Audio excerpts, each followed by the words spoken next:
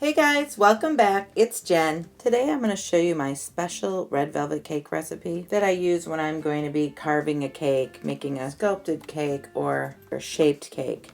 It's still extremely tender and moist and delicious, but the pores are going to be a little closer together than my normal red velvet cake recipe, so it'll be stronger so you can really get into it and carve at it and it won't just fall apart. So if you're going to make a red heart-shaped cake for Valentine's Day, or if you're going to make one of those realistic dog cakes and you want it to look extra disturbing when you cut into it, you can use red velvet cake. It's really hard for me to cut into those cakes, like if you're cutting like a realistic looking puppy or like hand or arm. Ugh.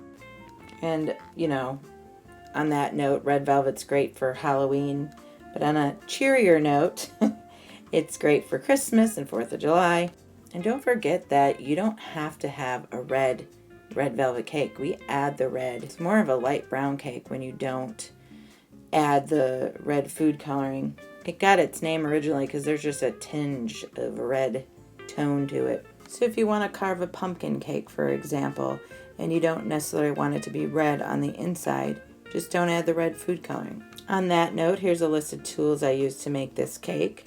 You can also use an electric hand mixer. Red icing color can have a bitter taste to it, so I use Wilton No Taste Red icing color to make sure I don't taste the icing color.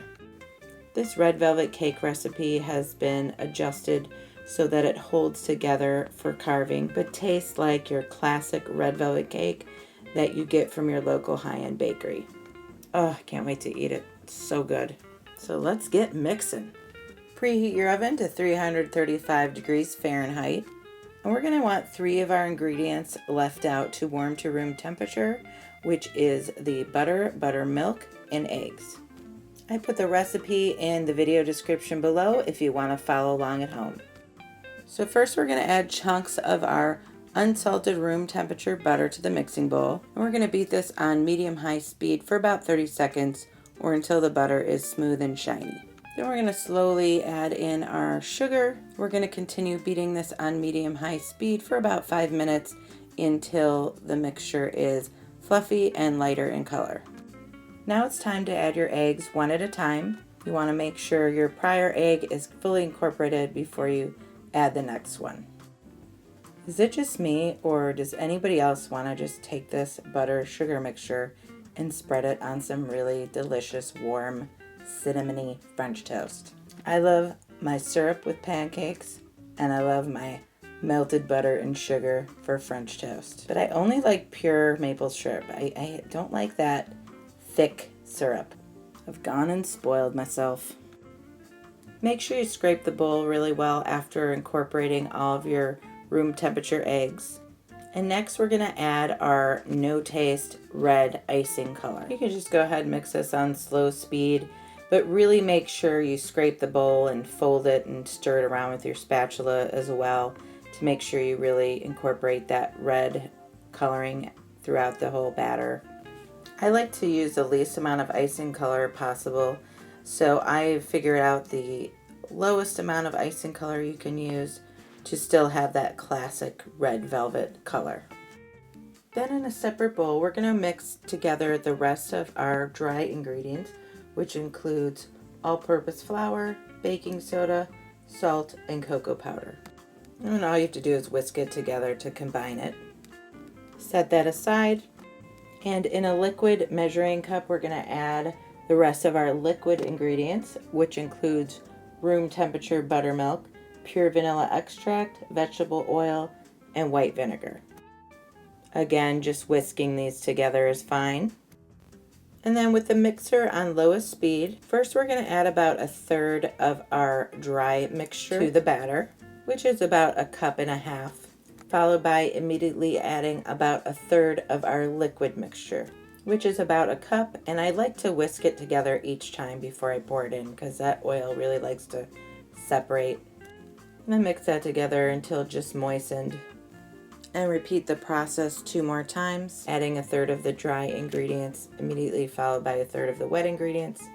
Mix until just moistened, and then the 3rd time just add the rest of the dry ingredients you have with the rest of the wet ingredients you have.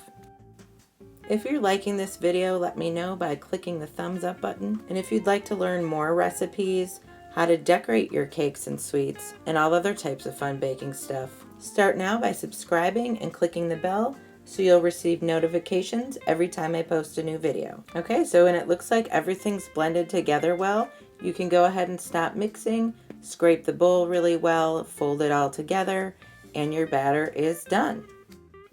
Since this recipe is for carved, shaped, sculpted cakes, I'm going to take this opportunity to use a shaped pan.